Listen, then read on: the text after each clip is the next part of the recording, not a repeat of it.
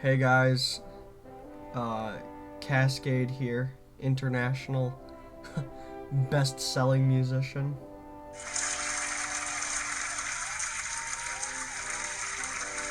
Yes, yes, hold your applause. Hold your applause. It's just me. Um, I'm sick as hell. I've been sick as hell. I also am like majorly uninspired for videos. Like I've had ideas, but it's just like, do I really want to go record about this? No, no. Most of them are like think pieces, little inklings from other videos I watch. Like I was recording a video about like grandiosity, how some people take their work too seriously, or like they try to, be something they're not. And it's just like, people have already posted videos about this shit. And I'm sure this is going to apply to what I'm going to talk about now. So I wanted to talk about like depression grifters, or like people that monetize depression and shit. And that's just like that is just so weird to me, cuz so when I was younger, I went to like I was tripping. I was totally tripping. I was tripping over a breakup, and I ended up going to the mental hospital. And over this breakup, I was crazy. I was losing my shit. I was like cutting myself and shit like that, and like not really big ups on all that stuff, but like I ended up going to the mental hospital, and they used to have people that play music. People play like Pierce the Veil, a lot of like little TJ for some fucking reason, and Suicide Boys. I guess this was like my true like real introduction to Suicide Boys. I had been subjected to listening to them while I was in the hospital. I'm like, it's not bad actually. Of course, I have a good friend now that really likes it. I have a couple good friends now that listen to Suicide Boys, and I think that they're both going to grade A today. So it's actually convenient timing I talk about them. But yeah, no, I have a couple really good friends that that they like them, and they've of course influenced me to listen to them. But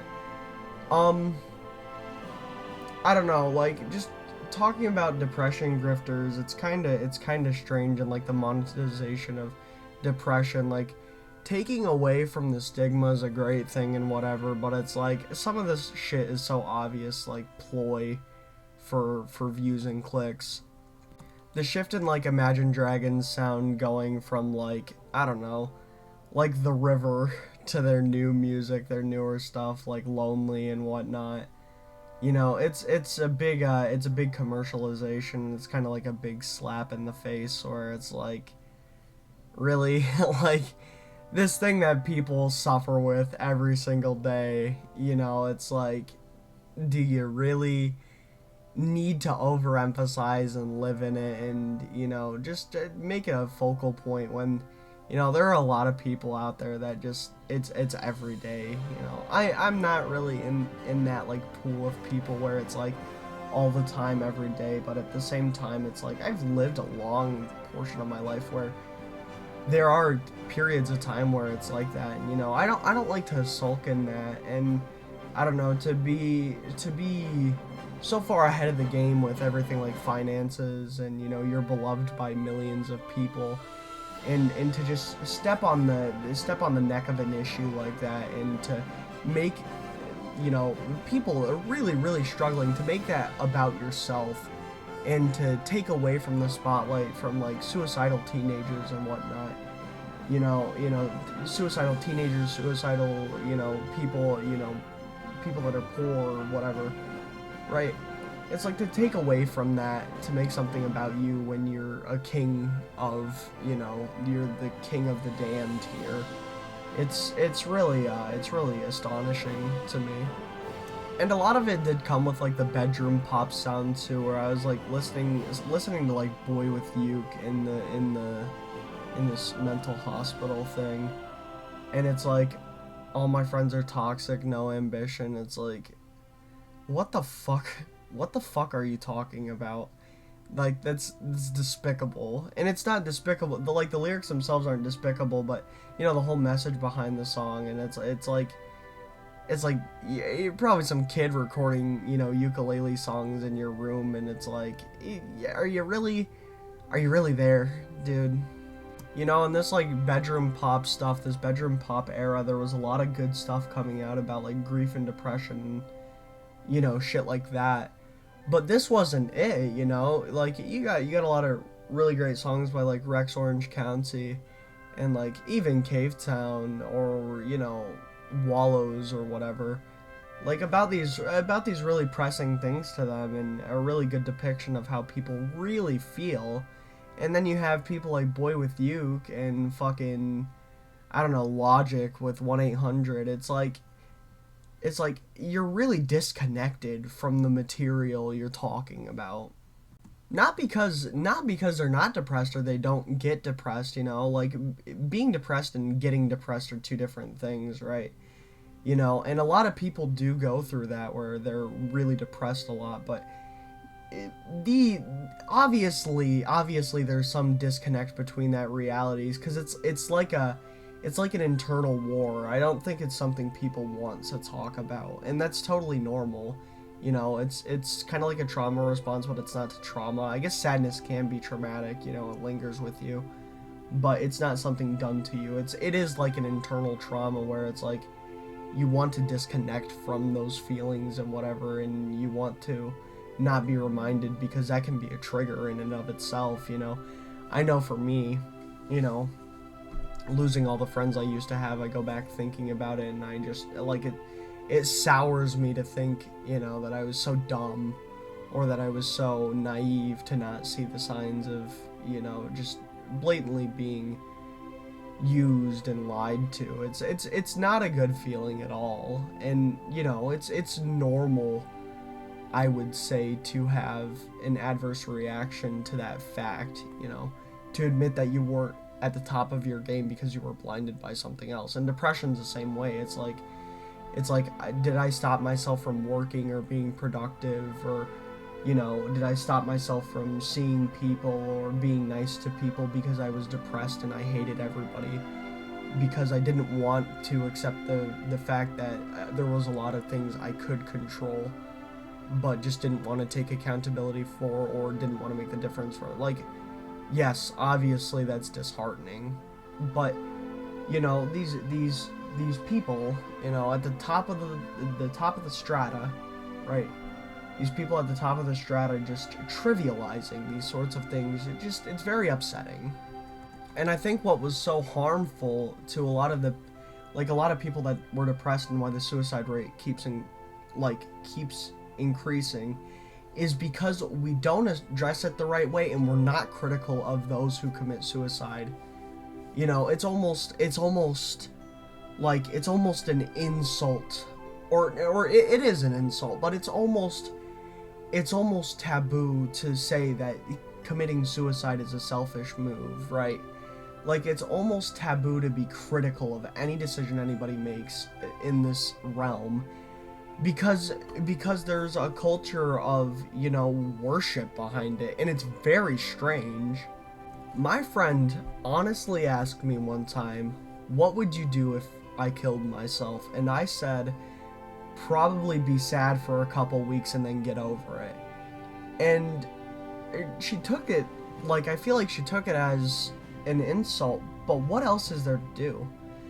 Over the summer, I had some real shit happen, right, in my life. And, you know, I'm not gonna sit here and pretend that my life is extremely difficult, but, you know, there was a lot of grief, there was a lot of tragedy involved. And then, you know, the summer after I graduated, one of my classmates was struck by a vehicle and he passed away.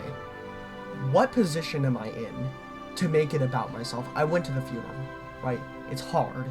It's extremely hard. It's extremely difficult. It's very hard to see someone you know or knew, someone you're relatively close with, someone you saw every day, and someone you knew the tendencies, you know what he sounded like, you know what he sounded like, you know what he acted like, you know what he was interested in, you know what he wanted to do, and all that's gone. And to see the paleness of this person. It's very difficult. It was a very trying time for a young man. It's not something anybody should ever have to go through. But what position was I in to make that about myself? I was sad. I cried. I cried in both instances. I cried at work after both. This is years apart. One of these is months ago, and then another one of these instances is years ago, and it hit me very similarly. But my tears of mournfulness, my sadness, it wasn't to make anything about me. It's a normal reaction. I'm only as human. I wish I could suppress it because I don't want to draw our attention to myself, but in my humanity, I mourn the loss of my friends, but I can't stick on it forever. I still think about both of these people. I still get sad. I still cry. I still mourn. But to make it all the time, it's what you have to do. You can't live in it. You can't live in misery. You can't live in shit. You live like a woebegone pig. Writhing in your filth, writhing in your misery, and I don't know, just to see people embracing that misery. And I'm not talking about like people that post on social media, like don't hit me up, only real ones know, like that's a very slight offense against the madness of it all, I guess. But I'm talking about these like celebrities and shit, people with large spheres of influence, drawing attention to themselves and making everything about them. It's disgusting. I have no other word for it. It's just disgusting, and I wish it would stop. And then to go a step further, looking at Logic, looking at that song 1-800, like a good message, I guess, and the music video, good message and everything, I get that, but at the end of the day, it was a song recorded for an album that was extremely edgy, had a lot of edgy shit on it, and I like Everybody. I think Everybody was a pretty pivotal album. I think had it been made a couple years later, like during the Black Lives Matter shit, I think it would have packed more of a punch, but a lot of the lyrics and a lot of the instances on the album are so extremely culturally tone deaf because Logic has this disconnect from the common people because he has so much money, because he has so much fame, because he has so much influence. And there is that side of his rap persona where he is flexing and flaunting, like Wrist with Pusha T and shit. Like that side can't be ignored. That disconnect is still there. So at the end of the day, good message or not, 1-800 is still a song, recorded for the profit incentive. All those performances, all those live performances with survivors or whatever, if these fucking people self-loathing. Yeah, look how self-loathing you are on live television in front of everybody, right? Let's all feel bad for you, No one makes a peep about these kids that are bullied in systems that don't give a shit about them, right? No one gives a fuck about those kids. Nobody.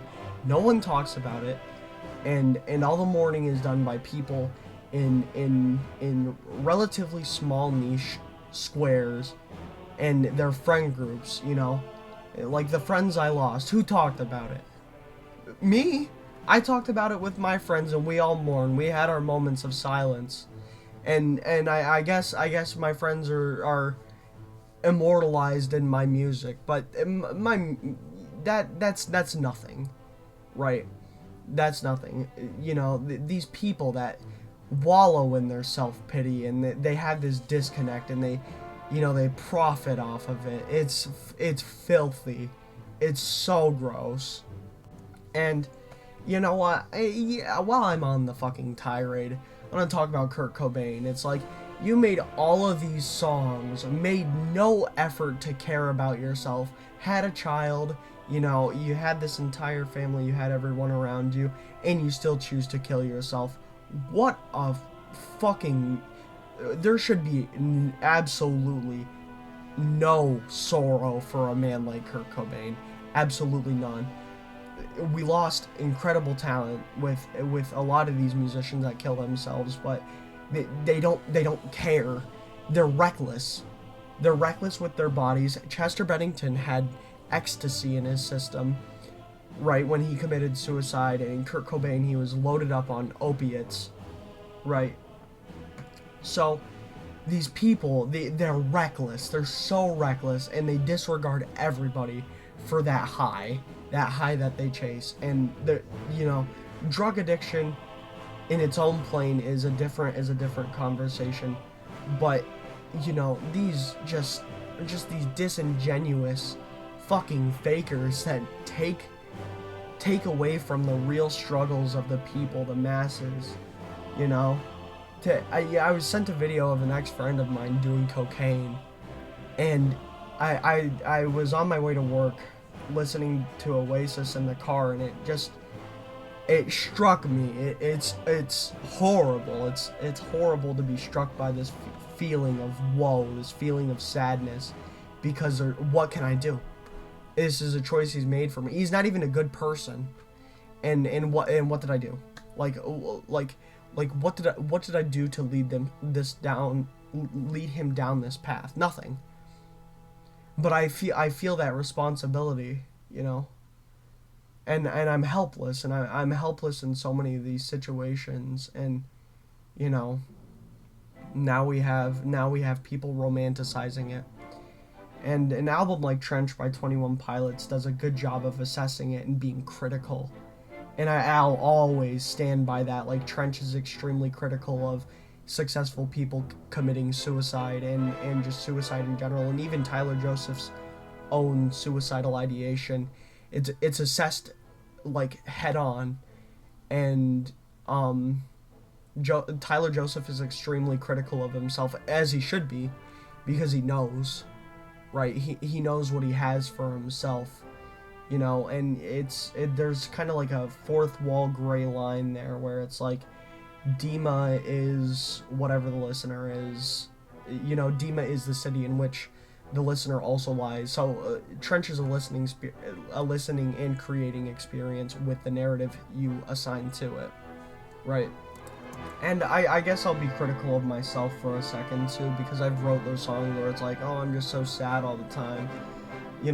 And it's like, what good did I do? I didn't need to write those songs, right? The reason I wrote the song Alexander's Lament, the reason that any of my music exists in the public sphere for a reason, is because I wanted to tell a story of the effects of someone committing suicide, or relationship problems, or whatever. It's not a singular faceted sort of short story. I don't think I've ever published the short story everywhere, and I doubt I ever will, but that's what it's about, or that's what inspired the song. And the lyrics are supposed to be evocative of that. And I guess on the contrary, these songs like Shake and everything, they're really on the nose and not for the better. As a song, I really grew to like Shake because I liked the chord progression, and I liked how easy everything was to remember. But I look back on it now, and I think if I was someone with more influence, a song like Shake would be extremely harmful. Or a song like April, where it's very on the nose. And of course, that is an instrumentation of how I was feeling. But at the same time, I wasn't thinking. Like, if someone was going through something similar, it'd be more encouragement than it would be, more like a relating sort of thing. And I could have very easily been one of those people, but now that I'm older, I want to write about different things. I don't care about myself in that way, and I don't care about myself in general like that. I understand that I'm a person that's gone through things, but so is everybody else, right? Why do I matter in this scope of things? I'd rather be there to help and assist and not make things about myself. But alas, right?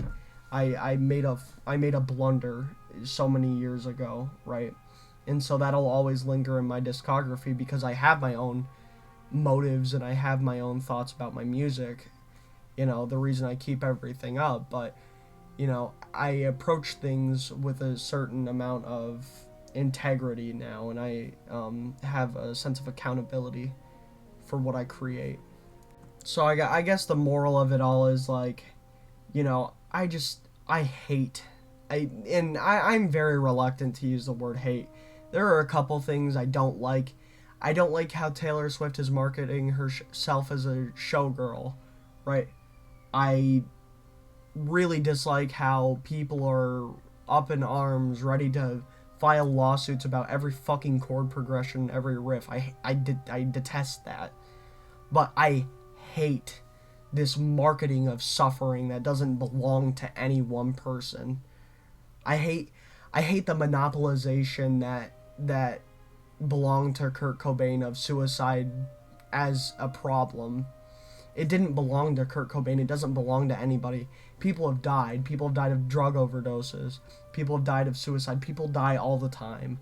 And to monopolize it to one person because he was so influential, that's so incredibly enabling of the people that are creative and they just want that bump, right? Or they just love feeling sorry for themselves. It's just I hate that so much, and I could never endorse that.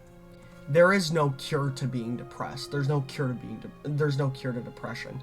It goes away, and there are things that make it better, like antidepressants. I haven't taken antidepressants in years, right?